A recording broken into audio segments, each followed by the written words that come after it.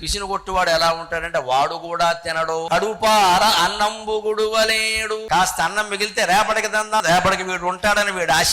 అలా ఉంటాట పిసిని కొట్టువాడు. పై మీద చక్కని బట్ట గప్పగలేడు, అదనున కాసైన వదలలేడు. కనీసం వస్త్రధారణైనా మనం హాయిగా మన జమీందారీ స్థాయికి తగినట్టుగా ఉండాలి. శుభ్రమైన పంచ, శుభ్రమైన లాల్చి, శుభ్రమైన కండువ హాయిగా వేసేసి ఉన్న హారాలేవో పెట్టుకుని ఎప్పటికప్పుడు భార్యకి నవమన్మధుళ్ళే కనపడాలి. అంతే లెక్క. ఏదో మాసిపోయిన లుంగి వేసుకుని జబ్బల్లేని బనీని వేసుకుని, అది కూడా ఇక్కడో చినుగు వేసుకుని కూర్చుంటే పెళ్ళాం కూడా ప్రేమించాలి. భగవంతుడిచ్చిన యోగాన్ని వినియోగించుకోవాలి. అన్నం మనమేనా కడుపు నిండా తినాలి కదా.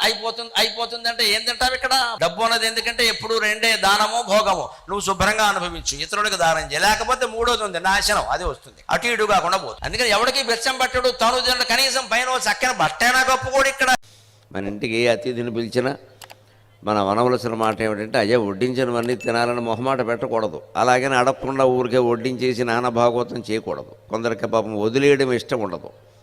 అలాగని తిన్నారా చాలా ఇబ్బంది పడిపోతారు.